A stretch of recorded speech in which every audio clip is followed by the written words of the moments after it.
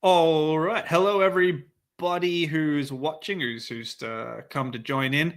Thanks for joining us. We're going to be looking at the Denmark versus Portugal tie. We'll mostly be looking at the second match, I think, today. So it's actually Portugal versus Denmark. Bruno Dias is back with me to provide some analysis for everything. So we'll jump into it. Just before we get into the analysis, as always, I know a lot of you want to improve on your English. So I've got a text on the screen here. I'm going to read it, and I'll give you some of the vocabulary that we use there. So Portugal secured a 5-2 win against Denmark in the second leg of their Nations League quarterfinal, clinching a spot in the semi-finals with a dramatic extra time victory. Portugal had started the match with a 1-goal deficit from the previous match. The match was a true roller coaster ride filled with twists and turns as both teams fought for a place in the Final Four. Cristiano Ronaldo had an eventful night, missing a penalty in the opening minutes, but later made up for it with a crucial goal. Francisco Trincão came off the bench to score a brace. I think Bruno is going to laugh at me for the way I pronounce his name. First netting a late equalizer before putting Portugal ahead in extra time. Gonçalo Ramos sealed the win with a close-range finish, ensuring Portugal's place in the next round. Denmark had their moments, briefly holding the upper hand after Christian Eriksen's goal, but they couldn't hold off Portugal's relentless pressure. With this victory, Portugal will now lock horns with Germany in the semi-finals in June, setting up another thrilling encounter. So we'll just run through that vocabulary quickly. So clinch a spot, to secure or guarantee a place in a competition or event. So, you'll often hear teams clinch a spot in the finals, or teams clinch a spot in the World Cup, right? Deficit, the amount by which one team or player is behind in a match or competition. Very common here when you're talking about, Champions League or anything where there's two matches, two legs. The example we have here was that Denmark won the first leg and Portugal were losing by 1 goal. So they had a 1-goal deficit. Portugal had that. Roller coaster ride, a situation full of extreme highs and lows, excitement and unpredictability, just like a roller coaster. That's what the match was like. It's a very common phrase we use in English. Make up for it, to compensate for a mistake or failure by doing something good. So Ronaldo missed the penalty. We can call this a mistake or a failure, but he later scored a goal, so he made up for it. A brace, so Trincão. I'm sorry, I'm sure I'm saying it wrong. He had a brace, so 2 goals. If you score 2 goals in one match, we call that a brace in English. Hold the upper hand, to have an advantage over an opponent. So if you're winning, you hold the upper hand. So there were points when Denmark held the upper hand, and there were points when Portugal held the upper hand. And then finally, lock horns is just a very common phrase we use to say that two teams or two competitors are going against each other. So Portugal will now lock horns with Germany. I hope that's all useful, guys. The document that I've got here, it does also have some definitions here, words on the left, the definitions and example sentences. I will put a link to this document in the chat, so you can have a look at it yourself in your own time. Okay, but that's enough of me. I'm going to bring Bruno up right now, and we'll talk about the match. Here he comes. Hello, Bruno. You're now live. How was my Portuguese name pronunciation? It's a challenging for you naturally because it's not easy to spelling for the other people is not Portuguese, Yeah. but I understand. I think the right to say is trincão. Trincão. Trincão. Yes, yes, better Yes, now, better now. But that was better. it's Okay, improvable. everyone It, pretend that I said it that way during the opening section. Okay. yes, no problem. I will do more mistakes in English. No problem. Yeah, sure. All right, Bruno, do you want to jump into things? Do you need to? We haven't shared your screen yet. Do you want to get your screen up and shared Yes, for everybody? we try. Um, Yeah, we we had a don't few problems happen. last time, didn't Yes, we try do better. Okay. Why don't possible now?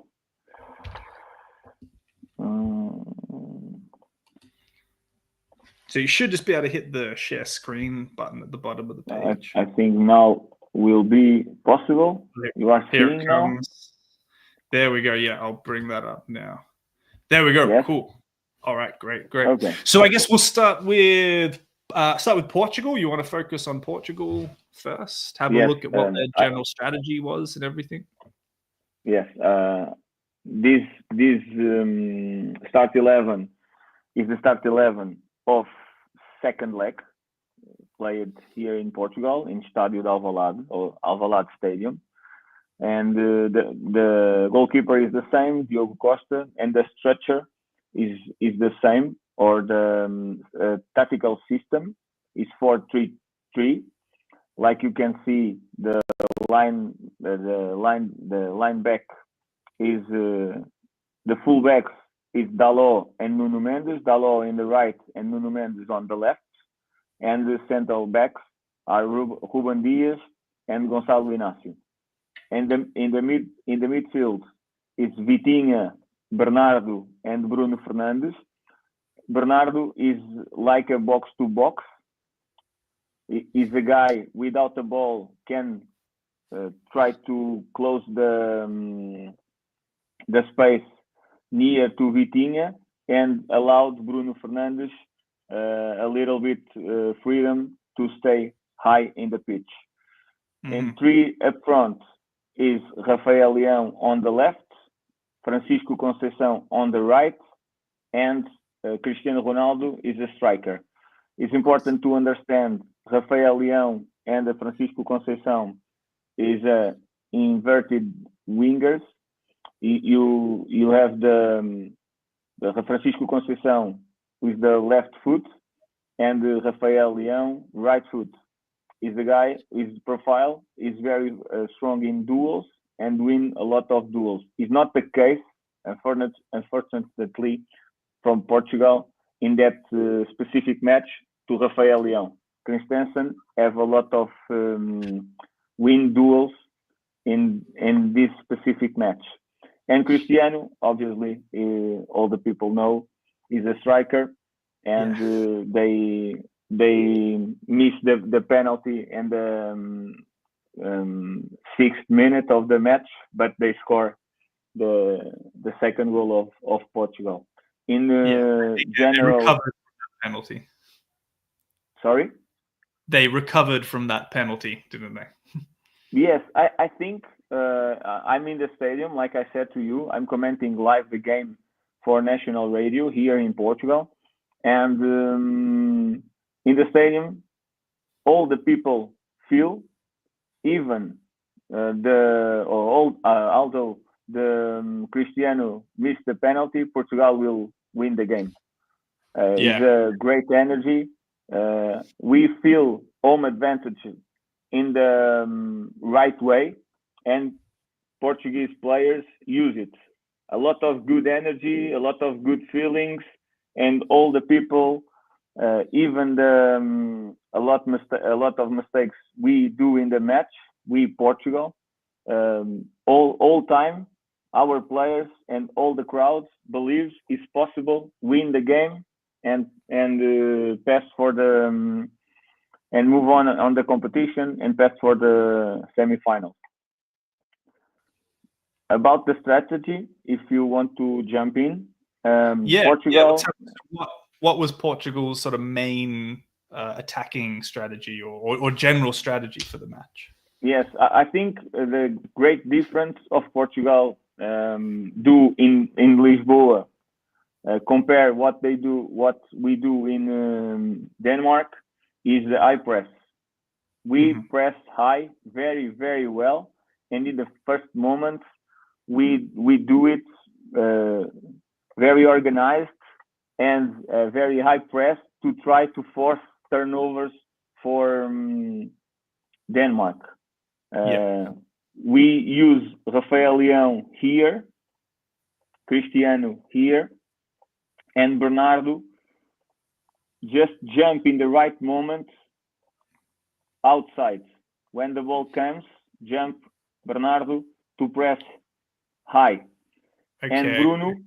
And Bruno Fernandes, because Danish players, they structure like this, okay?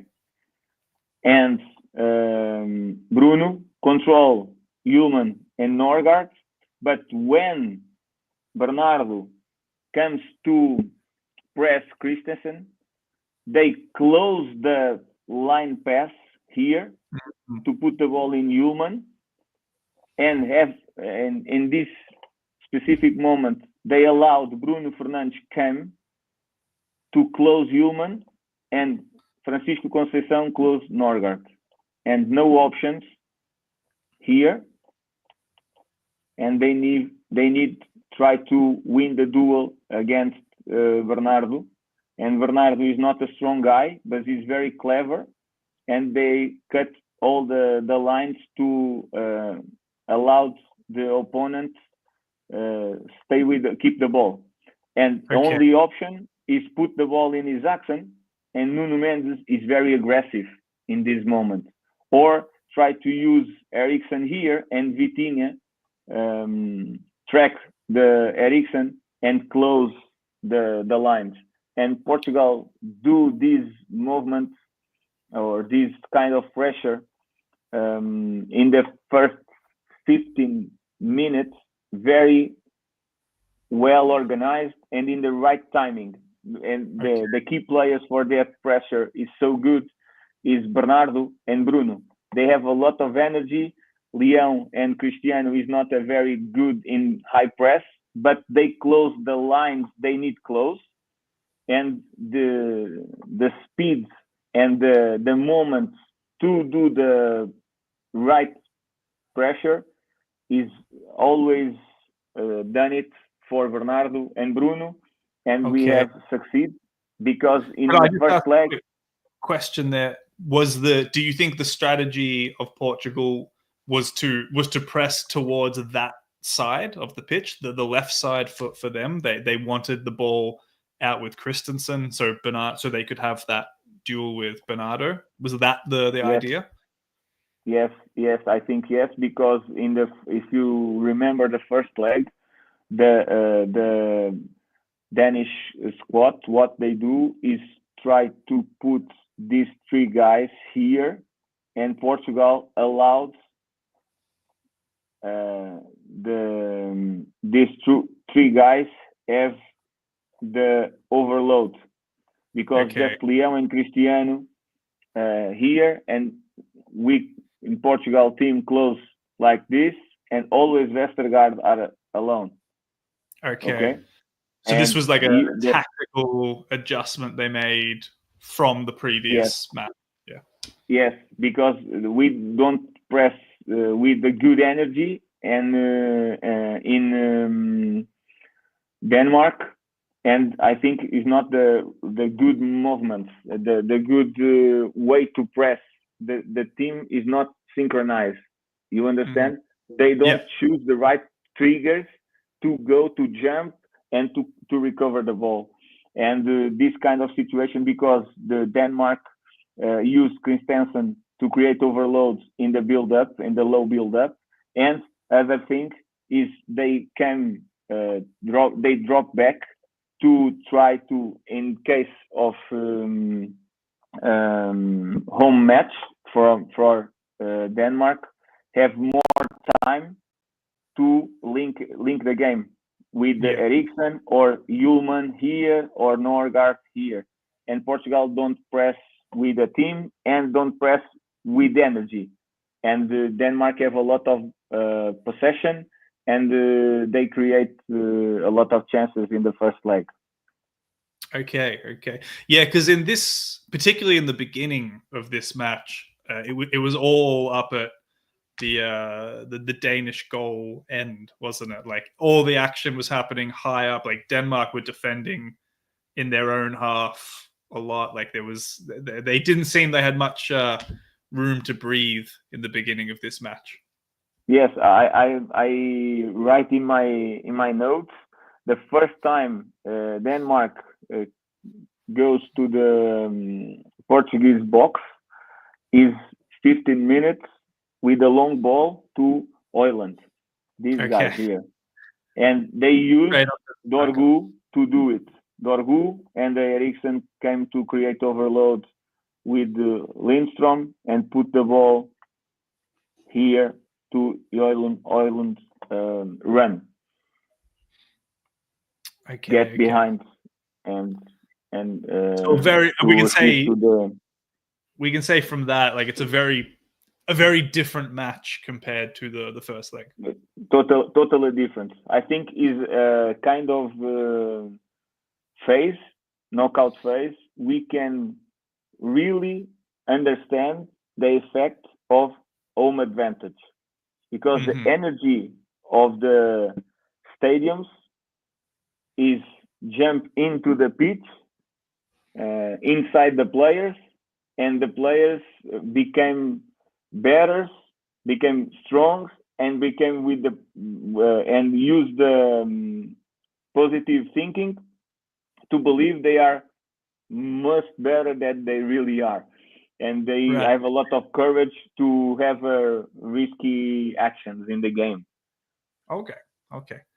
What with the, I don't know if you want the ball on Portugal or if you want to move on to Denmark and just the appointment with the Portugal, I think is important to say, because if you look for the profiles of the players of Portugal with the ball, because I for me this is a great difference out of possession, but in possession, and if you remember the way we create the situation for the penalty is Nuno Mendes inside here, okay, and Rafael Leão always outside. Is the same in the right corridor. Dalot inside and Francisco Conceição outside. In this case, wingers is they provide width, and the guys build up is Vitinha more time, and Bernardo come to drop back to have the ball, and Bruno Fernandes roam the pitch to have the possibility to touch the ball. And all of the plays what Portugal does, Vitinha, Bernardo, and Bruno are in there. And they have a lot of good decisions. They make a lot of good decisions, and they provide a lot of moments to create chances. They create overload here. They attract the Danish players here. They use your technique and the ability to win duels to create some space to Nuno Mendes come inside and put the ball here. A lot of times they cross without press, because in this moment we have the right moments and make the good decisions to create space and to create opportunities to score. Okay, so I get from that, like Vitinha, Silva, and Fernandes, they're kind of the three responsible for getting the ball up to the five, that attacking line. Yes, they link it. Yes. Yeah. Okay, great. And like you said, that's how the penalty. Yes, the penalty is the About cross then of we can Nuno jump, Mendes. yeah. Sorry? So we can jump on to Denmark maybe Yeah. and have a look what was there. If you want to start on the ball or off the ball, it's up to you. Off the ball, they don't press high. And No, in they this, didn't spend a lot of time up high, really, did they? Yes, Especially they have they are struggle. They are struggle because Portugal have a lot of ball possession. Like we said, the three midfielders, but mostly time. Bernardo and Vitinha, they never lose the ball. It's very difficult they lose the ball because they are very very good. And the Portugal have very balanced with the ball and don't allow the Denmark when they recover don't have time or space to they make three passes on consecutive passes or three passes on the row. It's very difficult for Denmark to do it, and because Portugal and Vitinha and Bernardo always in the right spots or in the right place in the pitch. Denmark try to defend like this, okay, 4-4-2. Okay, the starting 11, they just the coach of Denmark just change two positions.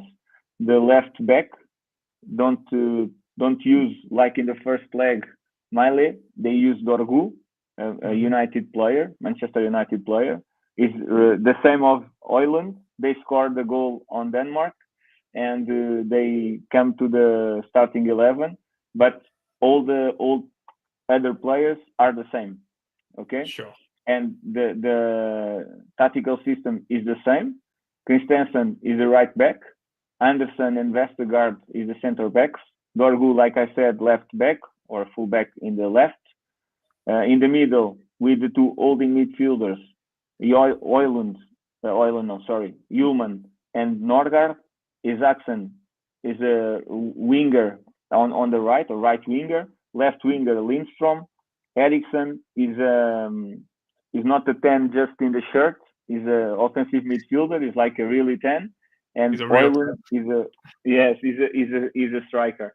And they try to build, like I said to you, in the pressure of Portugal. They like to build with a low build up with four guys and these two midfielders to create space to put the ball in Eriksen in the right way. They have totally pitch to see and to choose if they put the ball in Højlund or Lindstrom or Isaksen. But they don't have a lot of opportunities to do it, like we said. And just only at the 20 minutes, I think, they start to link the game with Eriksen and Norgard, because Portugal don't keep the same level of pressure. You understand? Right. As the pressure dropped, just I guess from some fatigue and tiredness, they started to find some success through the midfield. Yes, and it's very important because when Portugal need to jump to press, Eriksen is very smart. They use very well the space the opponent give, and they roam the pitch to allow the team use him like a link-up player to put the ball in the striker or in the wingers. His job he's like a playmaker in that role. Yes, getting the ball. He's the playmaker of Denmark. Yes, and for me, because Portugal press very well in the left side or in the right side of Denmark, the most dangerous place of Denmark was in the left side when Dorgu push up and create overload against Dalot. Okay, and I guess that makes sense. Like you were saying, that Portugal, when they were pressing, were pushing them towards the other side of the pitch. Do you think is that is that because Portugal knew they had a weakness on that side, or they knew that Denmark was very strong on that side? Like, why would they pick that particular strategy? I think Portugal and the coach learn with the first match, because in the first match Portugal defends the left corridor of Denmark like this. It's not Francisco Conceição, was Pedro Neto, and they don't stay here. When Portugal lose the ball, they come here, and Portugal what do is something similar like this. It's not the same players. Don't play Bernardo, play João Neves. Bruno comes here, and is the key here is Pedro Neto, okay? And Portugal press like this. You understand? Completely different. With less players, and they use the back five. And Portugal. So they were being a little more conservative defensively, like trying to keep players back to defend. Yes, I think Portugal in Denmark try to control the game. Don't use risk in actions. Very conscious, and try to be how I said the right word, conservative. Or Portugal look for the game and understand it's just the first game, and we have the second leg in home. We try to we try to don't have a lot of damage here. Yeah, I see. Portugal don't are very aggressive in that. I think, like you said, conservative is probably the best word. Like they're trying to just sort of keep some control and structure. Yes. There, and not take the risks of like a high press, right? Yes. Okay. And any more to go on with Denmark then?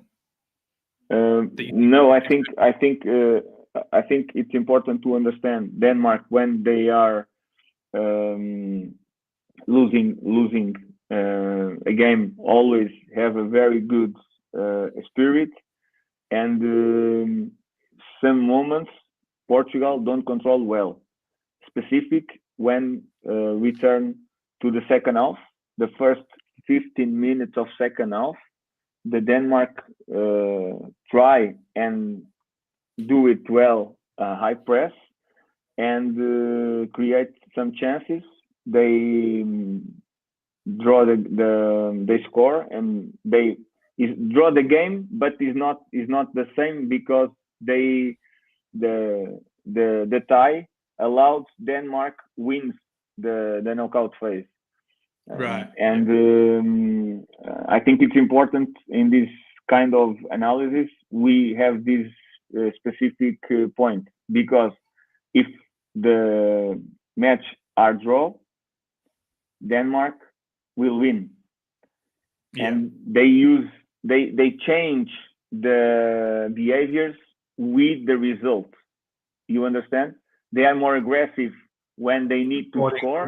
When they need to control, they are they stay in on pitch, don't press high, and don't take a lot of risks.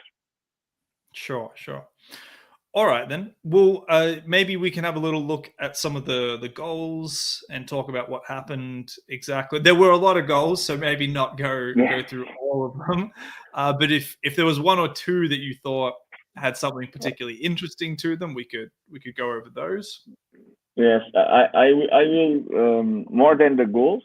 I will spotlight two moments of the game, if you allowed me. Sure.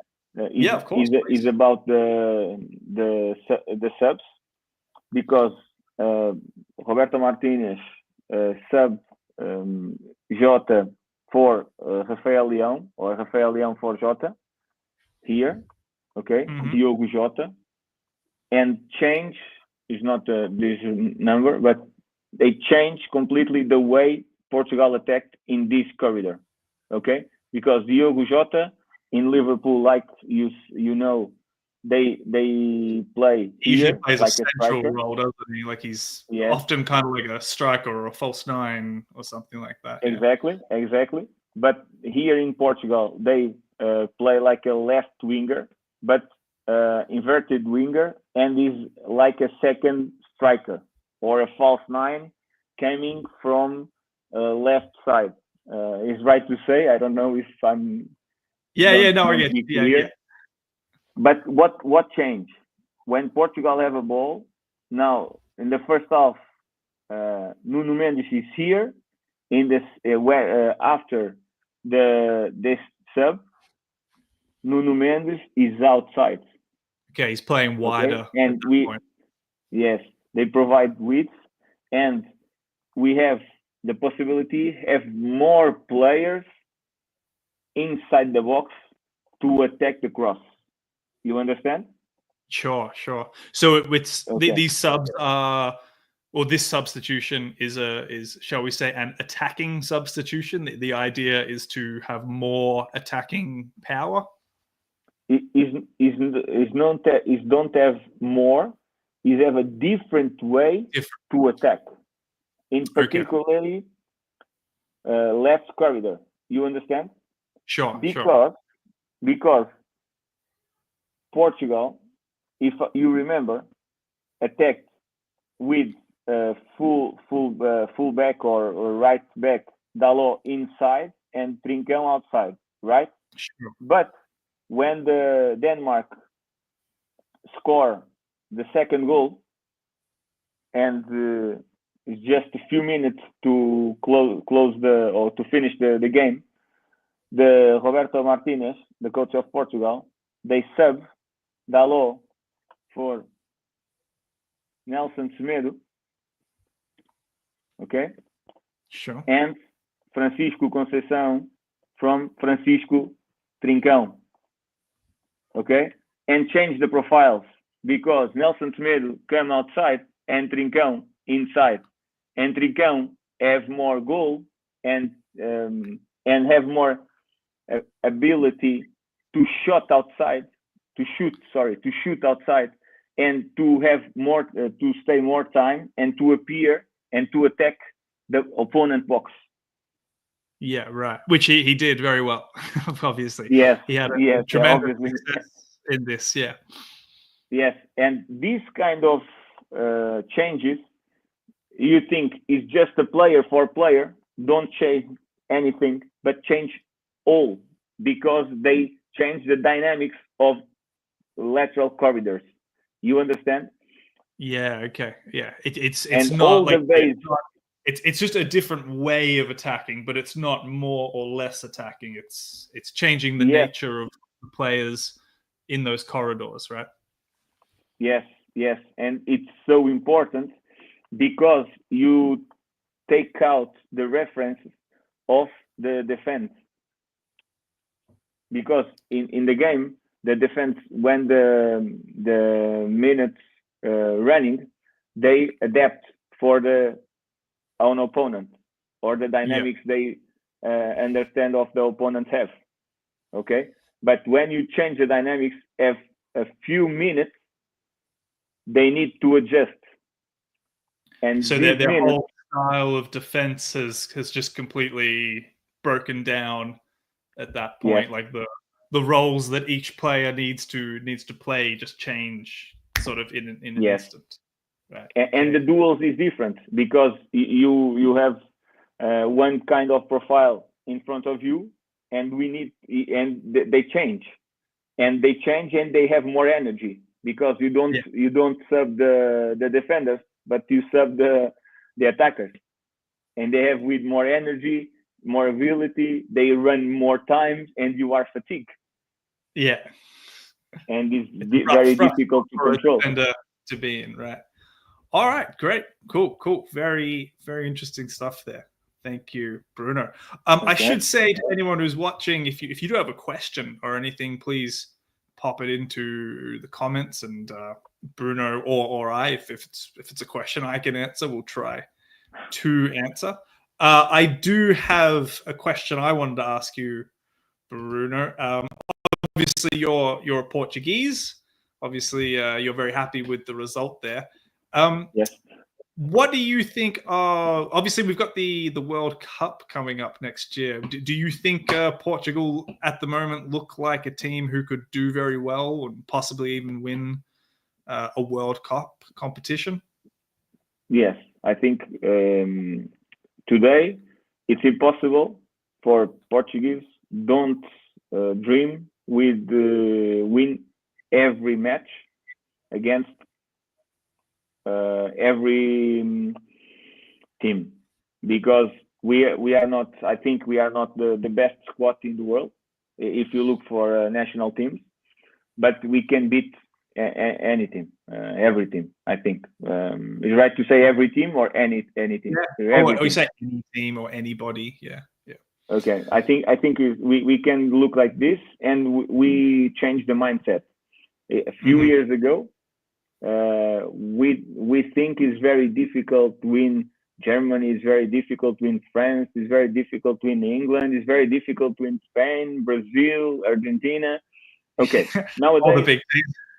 Yes, nowadays what we feel here in Portugal, we have the players, we can beat anything. Yeah, but I think we're not. Sorry, Matt. If we are not in the best way, have a lot of teams can create problems for us. Sure. Yeah. I was just going to say that you said you've got the players. Like, I think you've certainly got the players, because Portugal, when I was watching parts of the match today, and I kept seeing I kept thinking, wow, Portugal's got a lot of big name players out there. Like, it's kind of obvious, but when Diogo Jota comes on, like, oh yeah, Jota is Portuguese, and obviously on the bench. He's on the bench. If you look for the bench, you saw, wow, what these kind of players are on the bench, because Pedro Neto play in the Premier League and he's not in the squad in that moment. Renato Veiga play Chelsea and Juventus, is not in the squad. João Felix don't do any minute in these two matches. Oh, he did not. Yeah, he didn't come on at all. Yeah. Even that, I forgot that João Felix is there. Yes, you forgot. Yes, but he's there. Yeah. He's there. Yeah. So it's yes, it's pretty impressive squad, I think, at the moment. Yes, if you look for our midfielders, Vitinha, Bernardo, Bruno Fernandes, João Neves don't play this match. They start 11 in Denmark. We have a lot of very, very good players. And we believe they can win trophies and beat any national team. Yeah. Well, we'll certainly see what happens in their next tie against, I think it's Germany, we said. Yeah, Germany they're up against. And I know I was speaking about the World Cup. We'll focus. I think they're probably focused on the Nations League for the moment. Yes. Keep it focused. Step by step, because we need to qualify to World Cup. We need to qualify. Yeah, of course. Right.